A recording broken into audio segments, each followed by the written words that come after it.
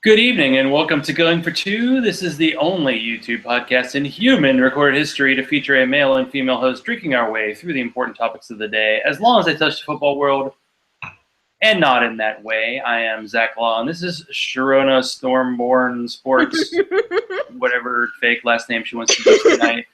We missed last week, so we're back strong tonight. I'm going to have to go back to Stormborn because I'm really digging Daenerys is a badass. I'm really totally digging it. And as the quick Game of Thrones spoiler, we are going to have Eric Dickens on from Dynasty League Football. A little bit of webcam issues on his end, but hopefully he'll be on in a minute. But yeah, we got caught up. Anytime Sharona's behind the Game of Thrones, like I can't even talk to her. I know. Even about non-sports stuff. Well, I don't even get on Twitter. If I am, typically I don't get on Twitter. That is smart.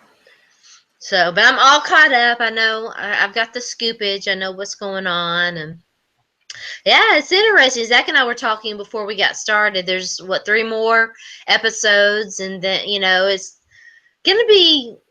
I'm curious to see how they do that. And then how many more seasons will they have? I think it's 2, and I don't know if they're going to be full seasons. I just hope they don't pull the AMC thing where the last season of the show, they're like, we're going to show you half one year, and then you have to wait a whole year to watch 7 more episodes. That would suck. They did that with Breaking Bad, and they did that with Mad Men. And by the way, I still haven't seen the end of Mad Men because I lost cable in the middle of that. I've heard it's not quite like Sopranos where everybody knows the ending, even if you haven't seen it. But I didn't watch that, so I can't spoil it for you, which I totally would if I could. Yeah, I don't know if they're going to give us kind of a cliffhanger season finale, are we going to finally get rid of Ramses Bolton or characters we like going to finally kick the bucket because they haven't really killed a character we love. I'm not sure anybody really ever dies in this thing, I mean, John came back.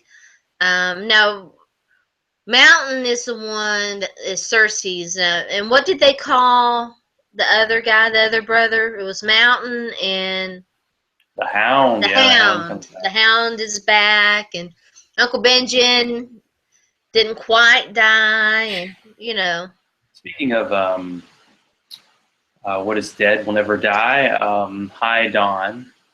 And Don and I, of course, both bailed out from our long-term fantasy league last week, so we had to put up with a little bit of drama, but we have moved on.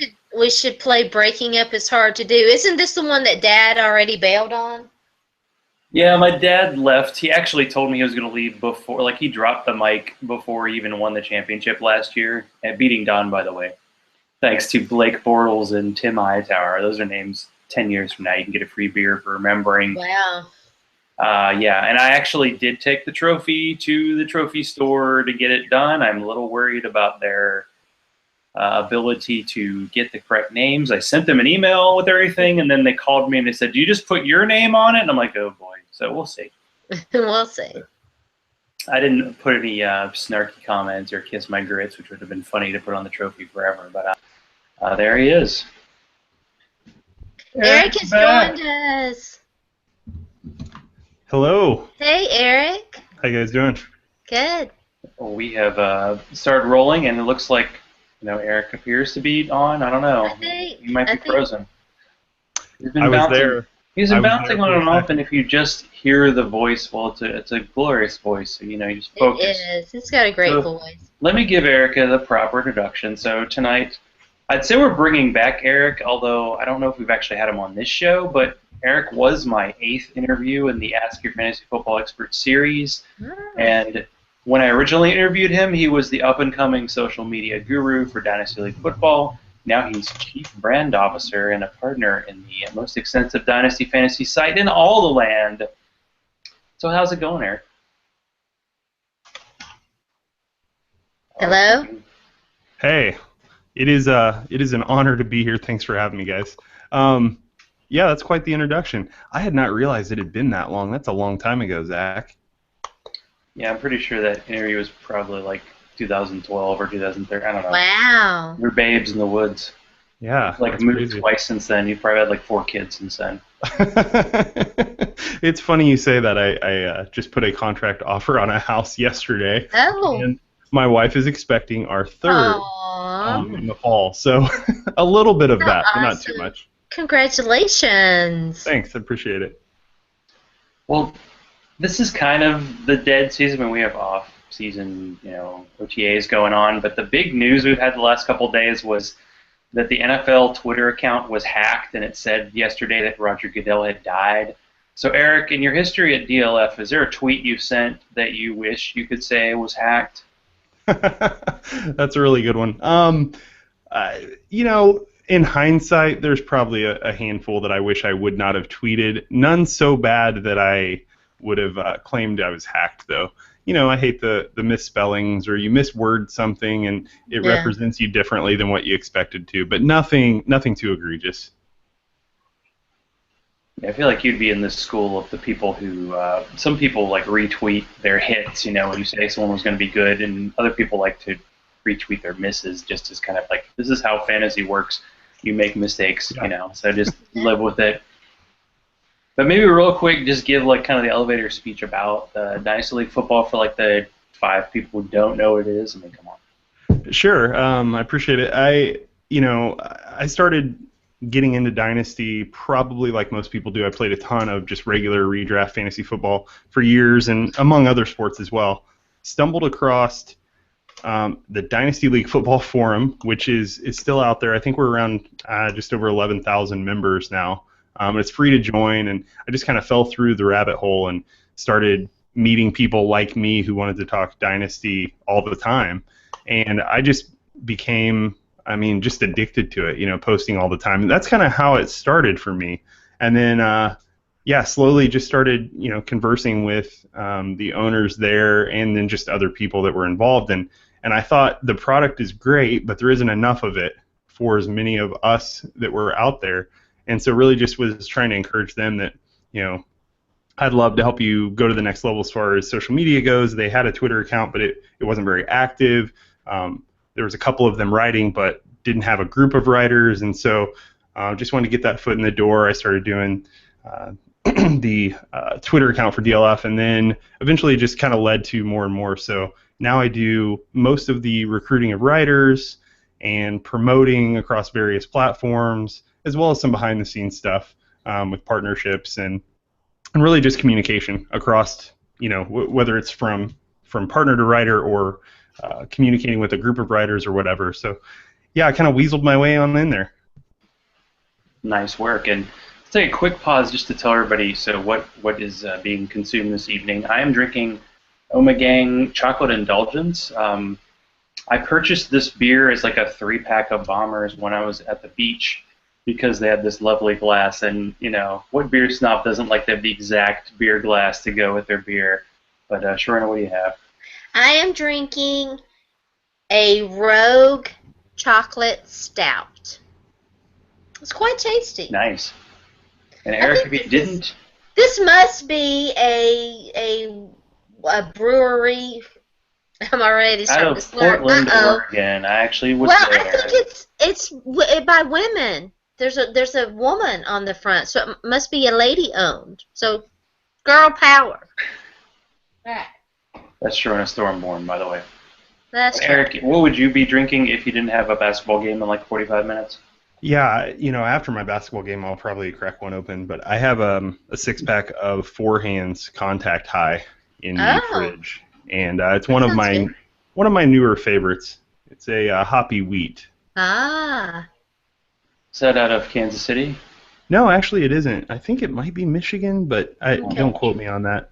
Boulevard is the brewery to have around these parts, and I have lots of them. Tank 7, Boulevard Wheat. I could go on and on, but definitely check that out if you can find it near you. Yeah, they have a ton of it. I'm in Atlanta, but I've seen they did that, like the stout with tart cherry and the one with coconut, and I had both of those, and those were really good. Those are those spend a little extra bombers that you kind of save up, and you got to just sip those suckers because they're pretty strong. Yeah, absolutely. This one's only 7%, and I'm like, it says chocolate indulgence, and it's like Belgian stout with Belgian chocolate, and you're like, I just taste a little bit of chocolate. I want some more. But for someone who's probably tried everything by Omegang, because they do the Game of Thrones beers, and they do a really good cherry beer that Sharona makes fun of me for drinking. Yeah, this one's good. But anyway, we're gonna get the beer talk in, before the football talk. Is it the one? Are those though the ones that have like 3% alcohol by volume? The cherry one's probably around 5, but I do enjoy my summery gozas that are, in the 4% range. They're good, and they aren't necessarily cheap. They're quality stuff. But Sharona wants a kick. If she's gonna get a beer, she wants a beer. Right? Not a beer, a beer.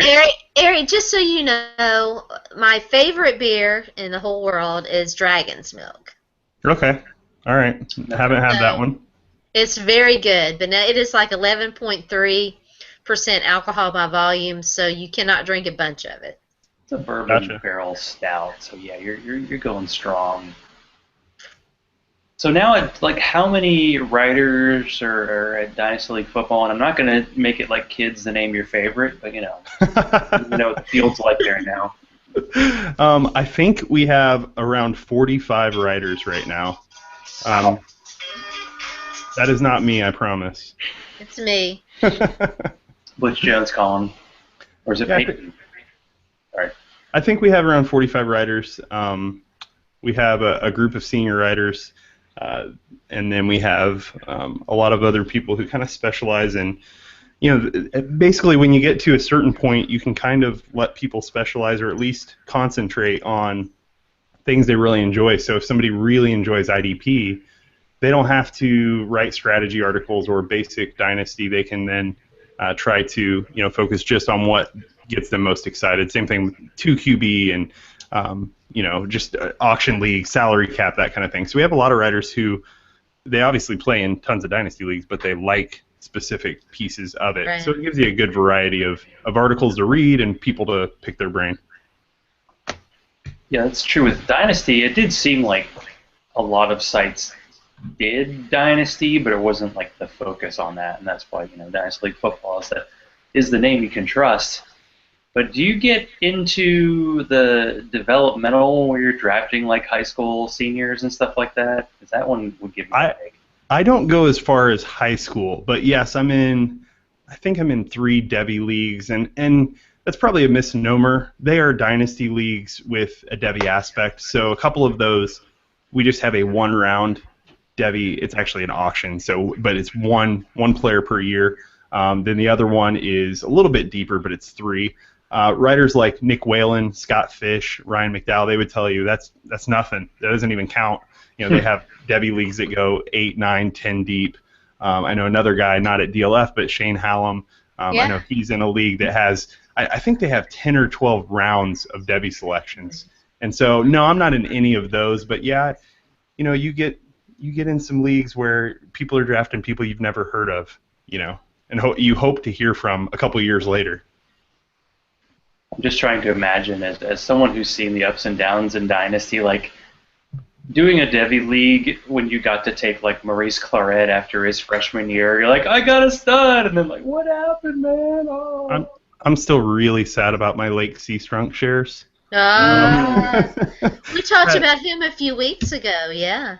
Yeah, I had Darunya Wilson in the league that kind of just had to figure out he's not gonna be the guy that I thought he was gonna be.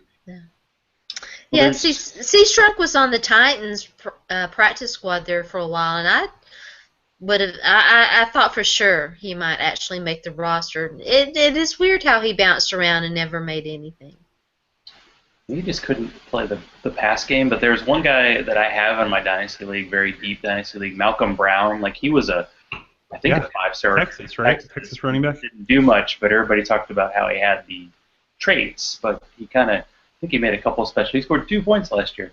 A couple special teams tackles, I'm guessing, and he's still on the roster, and it's like, when it gets to that bottom of the barrel guy, it's always fun to get that guy. Like, I got Joey Cabell like the year before the Lions picked him up, and that was it was a nice run while it lasted. Sadly, it's over, but that the longer you play Dynasty, the more you're like, oh, I've seen these guys through their whole career. So yeah, absolutely. Yeah, there are plenty of guys, that never get heard from again. But for all of those, there are also a chance of, hitting on guys like Laquan Treadwell or Josh Doxson. I mean, I got Doxson 2 years ago, maybe 3 years ago, can't remember, but it was in a kitchen sink league, which is ran by Ryan McDowell, and each owner it's auction based as well, but each owner can end the draft or the auction with up to 3 Devy players. And he was one of mine, and I think he was the cheapest of the 3 that I got. So I got him for almost nothing, but had to sit on him for a couple of years. But when you hit on those are great. But for every one of those, there's also a De'Runnya Wilson that you paid a lot of money for, and they don't pan out. But still has a chance. Yeah, a slim one. I was thinking like Amari Cooper. I feel like people knew who he was, but like Kevin White, it seemed like he kind of blew up his senior year or junior year. I don't remember. It was last year at West Virginia anyway. And then of course we had to sit for a year because he got injured. And of course I had him in my rookie draft last year. It's just that's how it goes. Like I got an extra rookie this year. I got a guy who never played at all. So what's the current kind of lineup with the podcast for DLF? Yeah, we've made some changes recently. One of our former writers moved on, and kind of with that, the rest of the team kind of wanted to stick together doing a podcast. So they still do a podcast, a Dynasty One podcast, and then we kind of said, hey, we have an opportunity here to kind of look at the format and how we're doing this and what we're doing for the DLF Dynasty podcast, and we decided to go a little bit more topic-based. So instead of kind of the news and notes and the, kind of just what's going on currently, we are now doing shows that are more based around a specific topic. A couple weeks ago, we had Jeff Miller, who is one of our regular hosts, our other hosts, George Kritikos and Nick Whalen. Right. Mm-hmm. And then they had Dan Myler, who's a writer at DLF, and he is a salary cap and auction guru. So Jeff and Dan sat down for an hour and just talked through every aspect they could get to about salary cap and auction. So very cool. If you want to learn about something in detail, top to bottom, that is really how the podcast is moving towards, bringing in some good guests. They had Josh Lake of 2QBs on, talking obviously about Superflex and 2QB leagues. So really trying to tighten the focus into a specific realm, I guess, of Dynasty. So if you do auction in Dynasty, do you have to do like contract as well, or can it be a year-to-year thing? It can be a year-to-year thing. The 2 ways I see it most commonly is either paired with salary cap or with contract years, no money. So I play in a couple of these leagues where you can assign contracts up to 1 to 4 years, but there's no money from the auction that carries over. So in the auction, I might outbid you with my rookie money to sign a guy like Kevin White last year, but then after that fact, he's not worth any certain dollar amount. I just give him a contract, and it kind of bases it off of that. So that's kind of the 2 different ways I've seen it done with auctions. I think anything to make it interesting, and you can do just about anything you want to. Excuse me.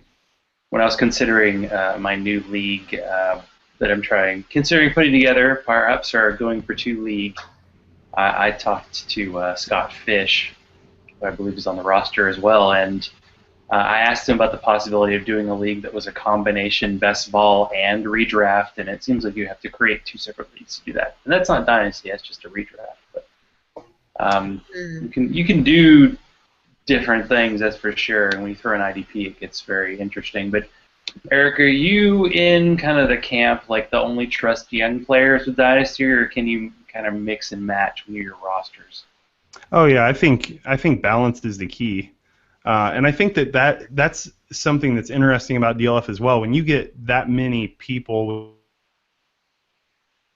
with ideas and ways they attack leagues, then you see, we have writers who are partial to going very, very young early, kind of punting year 1, or the productive struggle, as Ryan McDowell has coined it, to build a dominating team for later. But there are lots of other ways to win. I mean, we have guys that are all about value, and so for them, they have a veteran-heavy roster, but they just the next year, a running back retires or falls off the face of the earth, but they get a replacement really cheaply because they don't mind taking on an older guy. I'm probably somewhere in the middle. I have tried different techniques throughout the years. I think I take a pretty balanced approach. I like to have a young core and then kind of fill it in with guys like Larry Fitzgerald, last year, Anquan Bolden, Frank Gore, kind of those guys sprinkled in. I don't want them to be my cornerstone players on my roster, but I think you got to have balance, and you got to be aware of what other people are doing. You know, when they zig, you zag, and that is successful no matter what the strategy.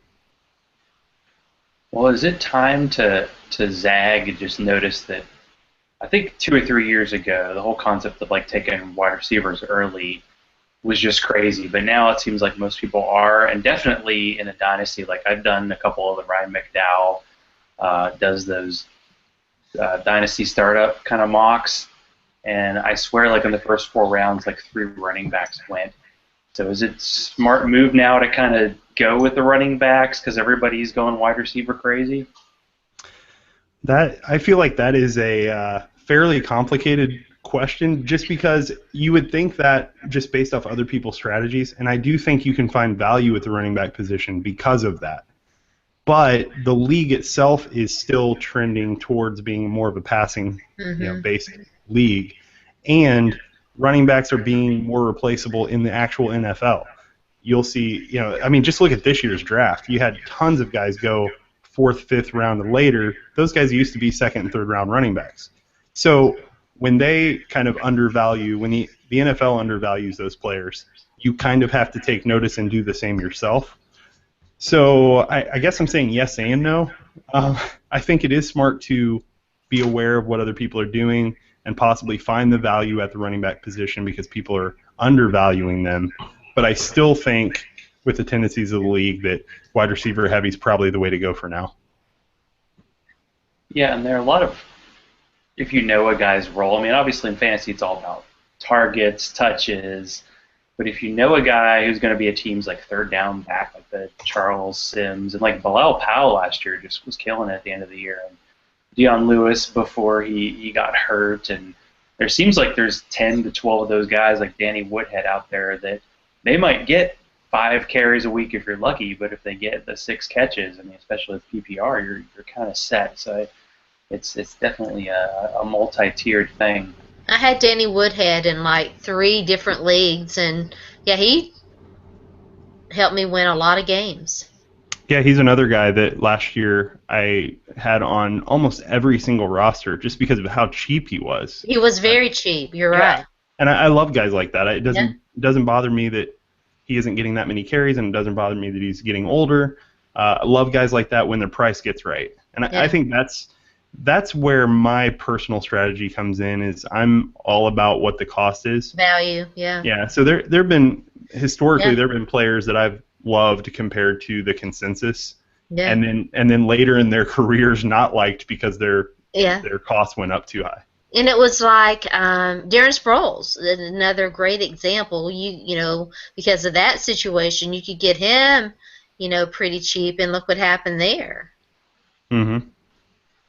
Yep. What are since Zach and I are kind of long-suffering Titans people, what are your thoughts on the DeMarco Murray, Derrick Henry timeshare? I'm not as big of a fan of Henry as most, I would say.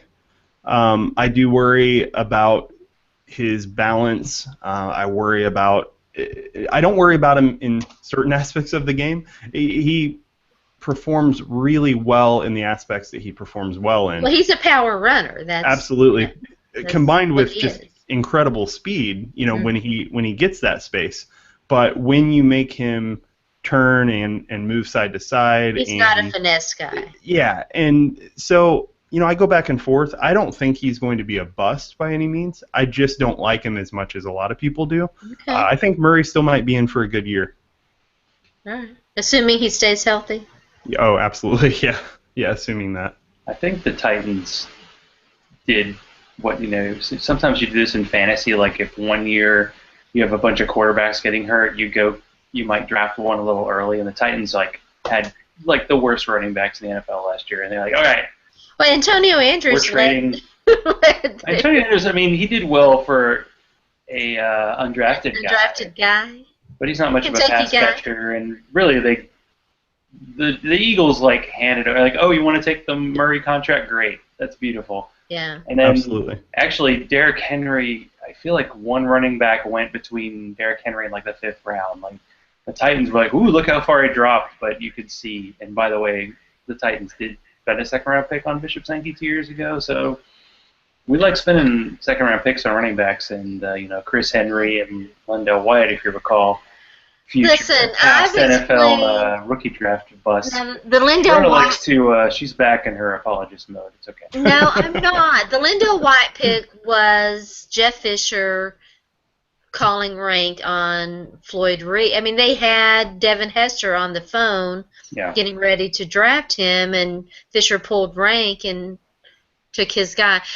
The Chris Henry thing, and I know, does anybody know the running back taken after Chris Henry? Google does, but I'm not that quick. It was Brandon Jackson. Listen, there were so many teams needing running backs that year, and it was not a good year for running backs. And in Green Bay, he was a workout warrior. There's no question. But Green Bay was going to take him. There's no question, but that Green Bay was going to take him. Well, Brandon Jackson wasn't any better. I mean, So they got some good. I mean, Chris Henry wasn't bad in spots. You can't He really. was just never the same after he got busted for peds. If you've done enough dynasty leagues, and I just for fun, because I took Derrick Henry number 6 in my dynasty league, I looked at previous like number 6 overall picks. Like Marcus Lattimore was one of those picks. I mean, there's some just guys that had bad injuries. David Wilson, DeLon Carter. You see those names and you cringe. You're like, well, I just have to, I have to make my way through. But we have to do a personal, question for you. So, can we talk about your undying love for Peyton and how he became perhaps the worst starting quarterback to win a Super Bowl and how we live without him? Absolutely, we can. I mean, if you know my background, I've lived in Kansas City pretty much my whole life outside of a few years that I've moved as an adult. And for whatever reason, the first memory I have of football is John Elway in the playoffs on a football field. And so before Peyton, there was Elway. Yes.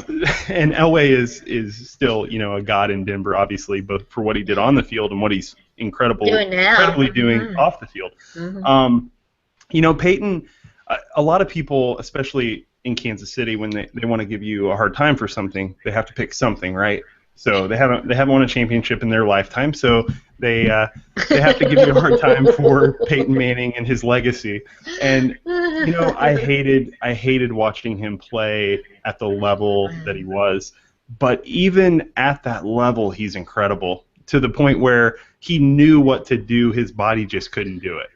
And you don't like to see players continue like that, but I'm glad he stuck around so that he could get a ring and go out on top, even though it was ugly watching it. And the defense obviously carried that team. Yeah.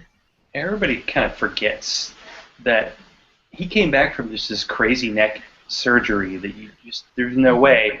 And then I think it was his second year when he had the 50. Was it first or second year back? He had the 55 touchdowns. It's just like. Yeah. Crazy. You could tell he kind of was shot putting the ball, and he had to be super accurate, which he could do it. And so the defense, carried him. He had all those years he carried bad defenses because the Colts would never draft defensive players in the first round for 12 years. Still doing that. And luck. And then when they did, they were incredibly bad at it. Well, yeah, and I just think that if you take a step back and you look at his career from beginning to end, he really had to become 2 different quarterbacks. After that surgery, he played differently, and you might even say, he was just as good in a completely different way until he wasn't. At some point, health wasn't there. A lot like Tiger Woods. Tiger Woods, and even Michael Jordan. The greats do that. They adjust to what they can do until their body really can just. And Tim Duncan, I mean. There's just so many names that you Brett Favre had that great year in Minnesota, and the next year he was 40. I mean, it just happens. Old man times undefeated. You wonder when it's going to happen with Tom Brady. Like, in terms of dynasty, I was kind of shocked. Like, I forget who was offered for Tom. Like, someone traded Tom Brady in our dynasty league, and they traded him for a third-round pick in 2017. I was like, well, Tom Brady is 39. You know, how many years does he have left? And quarterbacks aren't worth anything anymore because there's too many of them if you only have a one-start league. So, yeah, you have to kind of balance that out and know that the end is coming. Yeah, and in one QB leagues, I mean, quarterbacks are just so devalued, and that's why I am actually a pretty big fan of Superflex. I don't necessarily love having to start two QBs, but I like the flexibility of having Superflex options, and I think it gives some importance back to the quarterback position. I agree. Any way you can kind of balance out position value, it's always good because then everybody can try their own theories. But so what do you think about Cam Newton in Dynasty? Is this the time to sell him, or just because his value is so high, but it's quarterback, you think you just hold on to him? Yeah, I would say in a one quarterback league, I rarely sell a quarterback. And what I mean by that, I don't mean that I won't trade a quarterback. I just mean I don't go out looking to profit off of a quarterback. If I find one at a high level in a one QB league, I just stay put and I just ride him out because I'm not going to get the value in the trade that I will get the points on the field from that player. In a Superflex or 2 QB league, I wouldn't have a problem with trading him as long as you're getting somebody with potential to hit that kind of upside, and there aren't very many of those guys.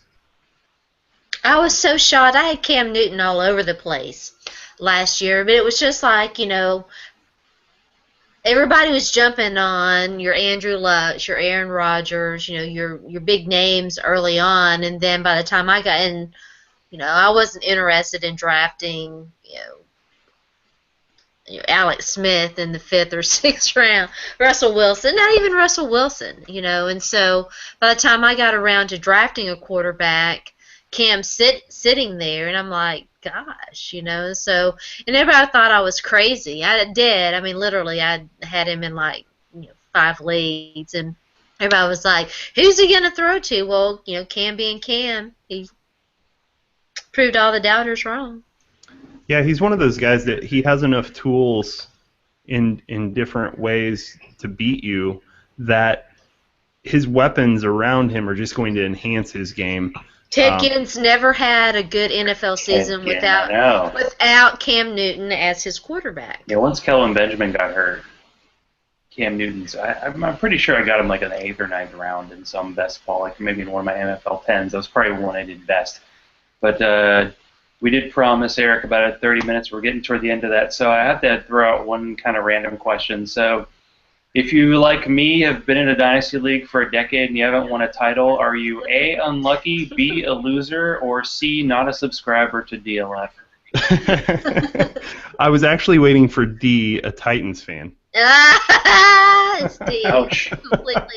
After Derrick Henry and DeMarco Murray. No. Where you took Derrick Henry, 106, that's a great spot for him. You know, I've seen him going usually around the 1.4, 1.5 mark. So you got him at 1.6, you got a value. Even if it doesn't turn out, you don't have anything to hang your head about. You know, Dynasty leagues are a fickle thing. I've had leagues where I was the favorite, clear favorite, didn't have a care in the world, and you get in the playoffs and anything can happen. So I would say the measurement for a Dynasty owner should not be about titles. It should be about quality of teams year to year. Are you making the playoffs? Are you beating your opponents? Are you scoring well?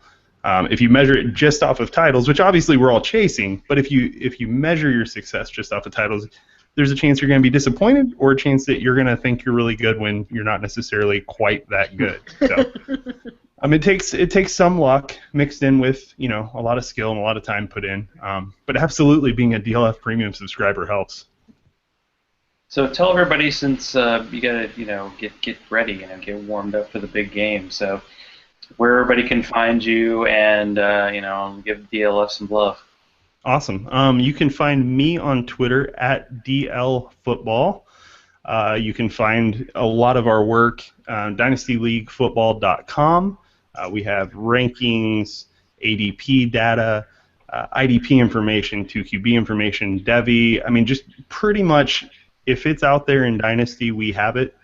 We have a lot of different viewpoints. So when you look at rankings, you're not getting 2 or 3 guys' opinions. You're getting 7, 8, 9 people who are all accessible. If you go to my list on Twitter, I have a list of all the DLF writers. That is an awesome resource. And another place, so this will be the last plug, if you go to dynastyleaguefootball.com and you go into resources, we have an archive search. And we're not even done filtering all of our historical articles, but if you go, you can sort by date, by topic, by player, by author. Very find cool. a ton of information with just a few clicks. Yeah, and if you want to try out, like if you're not sure about Dynasty, get in touch with Ryan McDowell. I think it's Ryan MC23 because he does mock Dynasty startups, so you can just get a feel of what it's like. Yeah, absolutely. And we have recently added a 15-day free preview of DLF Premium. So if you've never had DLF Premium and you're wondering, what's so great about it, and you want to give it a try, 15 days completely free. We're convinced at the end of the 15 days you're going to be a subscriber for life.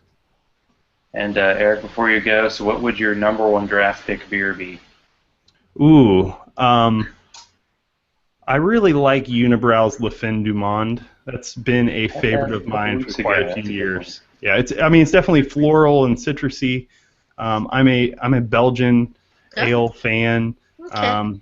So I'll do anything from just a regular Belgian ale all the way up to a quad. I like pretty much everything in between, and some wheat in there as well.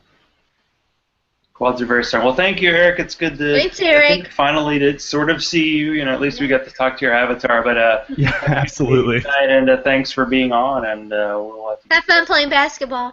Thank you guys so much. Really appreciate you having me on. Have a good night. You too. Bye-bye. And that was good stuff. So do I get points? So you're cool with me having a chocolate stout, just not a beer with fruit in it, right? I'm cool with you. You can have whatever you want. You can have whatever you want. How did I get to be so small? Are you messing around? But well, on my Hangout, usually when I do a Hangout, it's whoever's talking becomes the main screen. But when you're on. You're like the main screen. I'm just a little guy in the corner. So I don't know. I don't know how it actually looks when someone goes on YouTube. It's been hinky tonight. I don't know what's going on. Dawn, I want to say hi to Dawn again. Hi, Dawn. Hi, Dawn. Hi, Dawn again. Oh boy, so well, let's try this first. So okay. I'm having a bit of a sports three-way right now. So I've always talked about how I'm a sports monogamist, with football. But I've been watching. Zach's trying to kill me. I've been watching the Penguins. I know. I was like, I have to say this when she's drinking. No, I've been watching the Penguins in the Stanley Cup Finals, and by the way, they can hang on tomorrow just a night. Second. Hold on. I think we had an unhappy ending right there. No, we did not. Since I told you guys. Oh, okay, that's a good wine, I think. My menage a trois wine, I was able to secure. No, I did purchase some beers last week, and one of them is by Sweetwater, and it's like a winter stout, and it's called Happy Ending. Oh. So I'm going to have that tomorrow night because the Penguins, if they win tomorrow night, they win the Stanley Cup. Yeah. And I've been watching Copa America, so I've been watching soccer. I don't even know you anymore, Zach. So Copa America is like North and South and Central America. So the U.S. they're hosting. This is in the United States. The U.S. was hosting an opening game. They got to play Colombia. It was like the number 3 team in the world. 2 minutes in, they give up a goal. They're down 2-0. They lose. Everybody's like, okay, the U.S. sucks. So I recorded the game last night, and I watched it this morning, and they beat Costa Rica 4-0. So U.S. is still, going strong. But, yeah, I'm watching – well, I can't say I'm watching 3 sports because the NFL – well, the NFL's never off technically, but there's always something going on. Like Roger Goodell's fake death, yesterday overshadowed whatever's happening in the NBA Finals. Like, who cares, right? But yeah, 3 sports. So just for you, because I always kind of go, oh, if you talk about basketball, or oh, she's talking about you used to shooting people in a video game. your eyeballs would roll back in the back of your head, and you'd be all like, you still do that when I talk gaming. We ain't had nobody on here lately to talk gaming with. I know. I'm like, don't ask questions about gaming. Because I didn't. See, I didn't even ask Eric about it. But he's got 3 kids, and we're getting ready to. And so you know he didn't. I know. He's not Productive, you know. Today, Peyton won with 2 different teams, but I just think it's funny that, you know, Peyton will be considered one of the best quarterbacks in NFL history, but he's got to be, at the time of the actual Super Bowl, one of the worst quarterbacks to win a Super Bowl. So take that for what it's worth. I'm glad you're still drinking, though. Good for you. I am. I had down the wrong chute. I had a big one. The big one. She said it. I didn't say it. I've got this much left. I noticed. Yeah, no, I still have a little bit left. So do we get into the whole Brock Turner thing, or do you know? I don't know. I saw Brock Turner stuff on my timeline, but I don't know what happened. Well, basically, this story, a woman posted a story basically where she got talked into going to a college party with her younger sister, and she got drunk, and then she woke up in the hospital, and she had been sexually assaulted. And the guy who did it was a swimmer at Stanford, and he got a 6-month sentence. And she just wrote about all the just horrific stuff she went through. And it's been just all over everything for the past few days, because the guy's like parents have been saying that, you know, oh, the judge said, you know, oh, this guy's a college athlete. He shouldn't have his name dragged through the mud. So he only got a six-month sentence.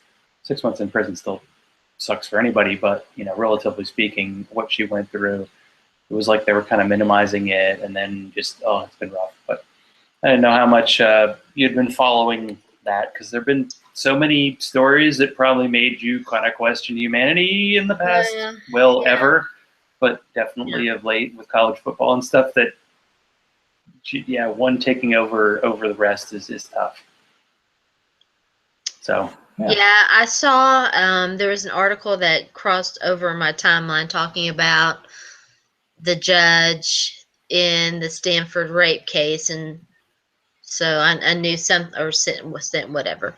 So I knew something. I mean, you know, I don't want to say that I'm jaded to it all. You're just now hearing about it. I mean, you know, you're just now hearing about it. This is not, you know, that lawyers and judges, Clay Travis is a prime example, that lawyers and judges are awful about sexual assault or violence against women. It's not shocking to anyone who was in the system. Yeah, you've heard this story before, but it was just, the story she told was just very kind of graphic, just about waking up in the hospital and not even knowing this has happened. And it wasn't because, at least from what we've heard, because she was roofied. It was just because she drank a lot at college party. But that doesn't mean you don't get to take advantage of someone. Basically, if someone's in that state, you get them somewhere where they go to sleep and wake up the next morning okay. You know, take advantage of that situation. And it just, when someone does that, and even if it's like, oh, it's the first time, I haven't done it before, it's like, just the fact that you think, listen, that someone thinks they have access to a woman's body just because she's unconscious says a lot about how we don't value women. Yeah, that is true. It's not right.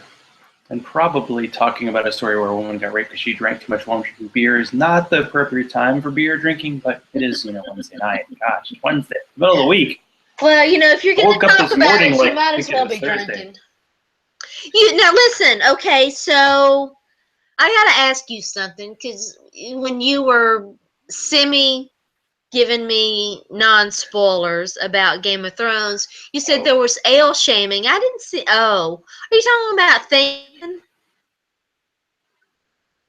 Okay, so yeah, it was Theon Greyjoy and his sister. He's and by crazy. The way, we are 7 episodes. And she smacked a woman's ass, and I was like, we're 7 episodes into a season of Game of Thrones, and that was the first, like, 100% gratuitous nudity. Like that was the first time they went to like a brothel like all season, and they're showing breasts, and I'm like, wow, what's happening? And they kind of turned the tables because it's the the sister who's kind of flipped the script anyway.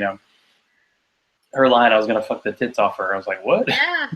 Yeah, but, she was nuzzling and everything, and I was like, I just left the fantasy league I've been in for like 16 years. My friend Chuck, who's in that league, he does that thing she did with beer with penalty shots, because he would give me like shots of like vodka during the draft if I did something he thought was not right, and I had to do it. And he would like go, "You have to do it. You have to do it." And that's what she did. You have to drink the beer, drink it, and he just would be like, well, let's be real. Theon's like, been "Come there on, a drink it. lot, This but isn't he's a fruit beer." pussy. So I have to ask you, and you don't want to talk about it. Yeah, I do. If you don't want to talk about it, that's cool. Just say I don't want to talk about it. But do you want to share with us why? I mean, I'm kind of surprised that you left this long-term relationship with this fantasy league. Well, we've been in the league for 16 years. I actually wrote one blog post about leaving the league, and then I wrote a completely different blog post because I realized I didn't really want to talk about the reasons why I left. It was kind of like, well, my dad left, and my friend Don was going to leave, and we have 4 guys in this division that we've been like dominating the league for the last 10 years. And it just, you can talk about, all the different leagues and the rules, but it's who you're playing with that matters. So getting like 2 really serious competitors that I've been friends with and, well, son of for 42 years, kind of would have dulled what was left in the league. And I just figured it was time to move on.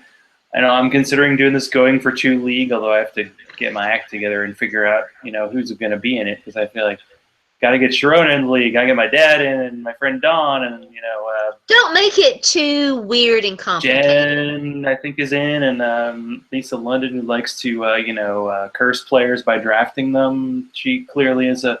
But yeah, it's like first the idea of trying to create what the league's going to be like, and we'll see. But yeah, it's not going to be too nuts. I'm not going to be like you have to start 3 tight ends or anything. But well, I mean. Yeah. It's the people. I want to get the right people in there, and I don't know. It's odd as someone who's been married 12 and a half years to be out of a fantasy league you've been in for 16. It's like, geez, that's a long time to do anything. Yeah. Like we had Jody Smith on. He's in some league he'd been in since like the 90s. Yeah. Like, do you give that up? I still want to read Jody's books. I want to go back and look through his notebooks. I'm like intrigued by the notebooks. Yes, and it's weird. This story got a little muted this week, but like Muhammad Ali dying. I know, that was sad. It was like the Miami Marlins like said something about it, and then the next day he did actually die. But I don't know. It's one thing that we hope that some athletes do now is like actually speak out, because they have so much power. Like, think of what happened at Missouri, where the players basically got president fired because they decided to strike. And I think today, because I like following Edge of Sports as Dave Zirin, and if you listen to his podcast, good stuff. He talked about Richard Sherman mentioned that stadiums should not be publicly funded, and I'm like, yes, I agree. It's good for a guy who's making the big money in pro sports to actually be able to use that platform to speak out. So hopefully that example is followed, because Muhammad Ali gave up his heavyweight title because he was supposed to go to Vietnam, and he was like, nope. Yeah, and spent a lot of money in attorney's fees fighting all of that. And just like Malcolm X, there's plenty of negative stuff you can find about him and things he said, but ultimately, like what he stood for, it shows true humanity. Like you can find negative things about everybody. Well, listen, but ultimately, you put it all together in a stew, and it's like such a net positive for humanity. This notion that everybody, we're either completely good or completely bad, it's flaws. We're complex human beings with, you know, which boxer was it that Muhammad? Well, I mean, he liked to trash talk all of his opponents, but there was one of his opponents that was it Joe Frazier? It Which might have one? been Joe Frazier because Yeah, I mean, nobody talks smack like he did, and that was one guy who was the very opposite. Like he wasn't gonna say anything. yeah, I mean, yeah, you know. I kind of went through that when I was talking about David Bowie's death and stuff, and brilliant, genius, fantastic artist, but he went through. Hopefully, it was a phase, and we don't know what he was like later on in life, where he took advantage of young girls, underage girls. Yeah, it's probably a bad time to throw myself in the ring, but I'm hoping. Because there always, anytime someone like Muhammad Ali died, and then there are a few people who threw out, some of the things like, oh, he had a bunch of wives and he had kids out of wedlock. And I'm like, I am looking forward to, I don't have to look forward to this, but once I'm out of here, please say negative stuff about me. It'll be awesome. Go for it. Throw that stuff out there. The Talk shit time I about drafted Julius Jones in the first round, yeah, please share that. Okay. Because you want the other side, and you want human beings who had ups and downs, and I felt bad for him those because he had like Parkinson's, so it seemed like he was a little bit. I mean, he was obviously physically limited, but I don't think he really was mentally limited. Yeah. But he had to kind of stick around. I know he fought a few times more than he probably should have, and boxing is just rough. Yeah, he definitely did. That was it. The last fight before last. Yeah. Right. Yeah. Exactly. So if there was a Mario Kart 64 tournament, would you be taking me out? I would. Yeah. Listen. It's so funny because well, we don't have time to really go into detail on what I'm about to say. Well, maybe the top. Uh-oh. Maybe we'll get Keith Myers on.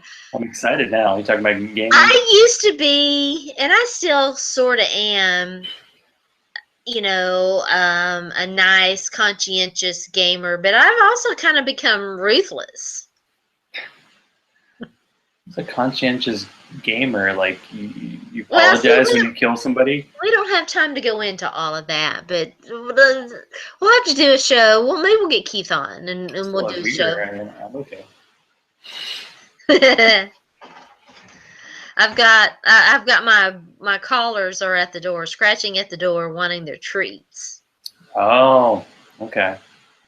Oh, you guys, listen, and Zach will appreciate this. So, I've kind of gone over to it's just not a good idea to have the cats in the room when I'm doing a show thing. And so and they know what treats are. And when I say, who wants a treat? They come running. So I did that before we went to start the show, and I've not been feeling well. So I haven't really, they're with me. It's Bandit's with me pretty much constantly when I'm here. So I hadn't really paid them that close of attention. So I'm walking behind them to give them treats. I'm going to have to put Bandit on a diet. He's going to be a fat boy. He is. He's get chubby. I thought it would be Smokey. I thought of all the cats, it would be Smokey who is my fat cat. But no, Smokey is lean and fit and everything. It's Bandit's the fat cat. It's hard to separate them when it's mealtime, right? Telling you, I'm gonna do it because we can't let him get too much. So when the season finale of Game of Thrones happens, you gonna watch it on live, or are you gonna? Yes, I am. I'm gonna watch it with everybody and live tweet it. There was news today that the season finale will be the longest episode in show history, and they're like, it's going to be 69 minutes. I'm like, well, that's not that much longer.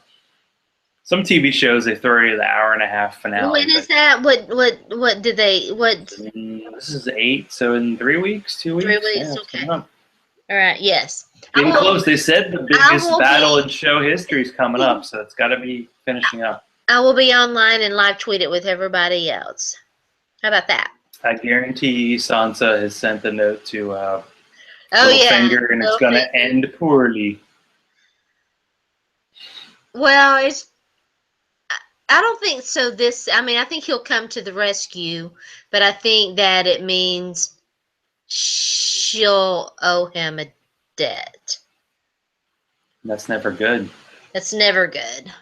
You know he wants to do her. Oh gosh, so Because he never did Mom. So Theon Greyjoy, Varys, and what's the By guy the from the way, Unsullied? The three of them are gonna be meeting up pretty soon. That's gonna be fun. I knew she was going to sail to Meereen. I knew it. When I saw those ships sailing out, I'm like, she's gonna go. Yeah. But did you watch Deadwood on HBO? No. And by the way, I just gonna throw this out there. It's probably out there. I don't go looking at Game of Thrones. There's a lot out there. Website.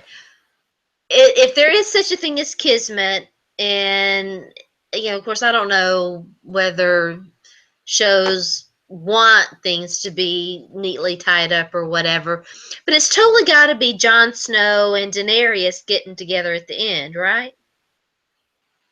Could be.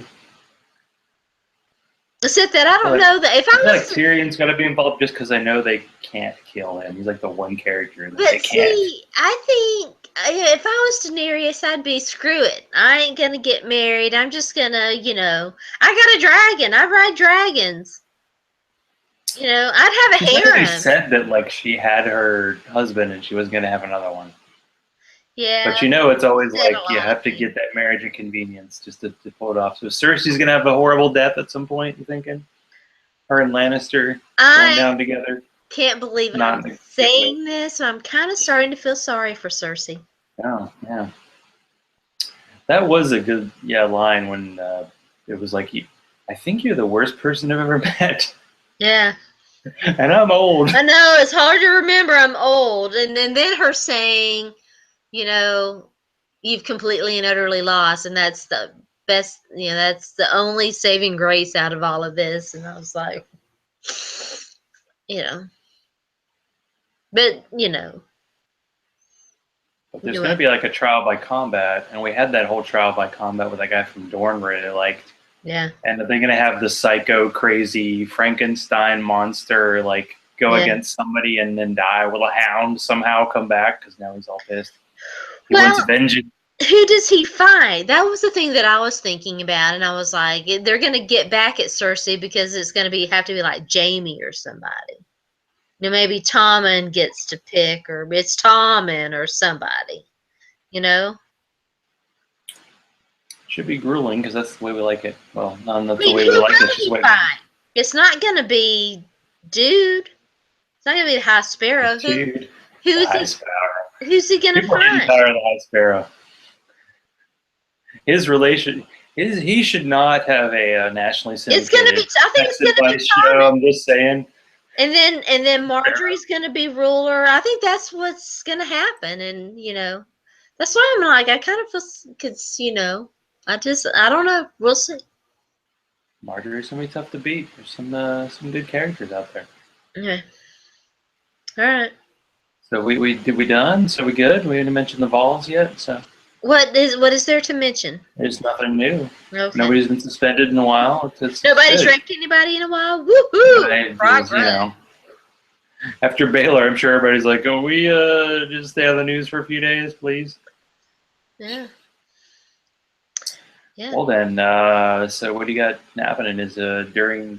Are you ready to get back into Showtime? It's like every time I'm ready to get back, something happens. So I'm not even going to make any promises. I don't want to jinx myself again.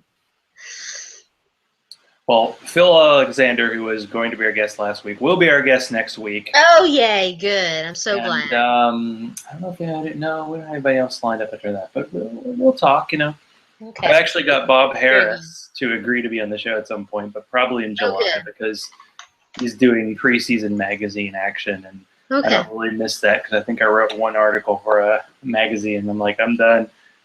I just go read your stuff and make fun of it. Yeah, that's Yeah. good. That's where I'm at in the fantasy world.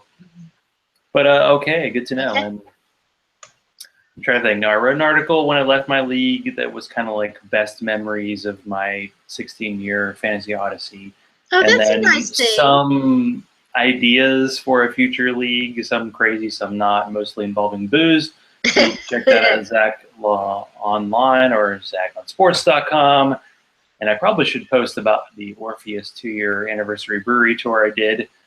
And I haven't done a beer article in a while. I'll really get back on it. But thank you, Eric, for being on the show. Eric Dickens, DL Football on Twitter.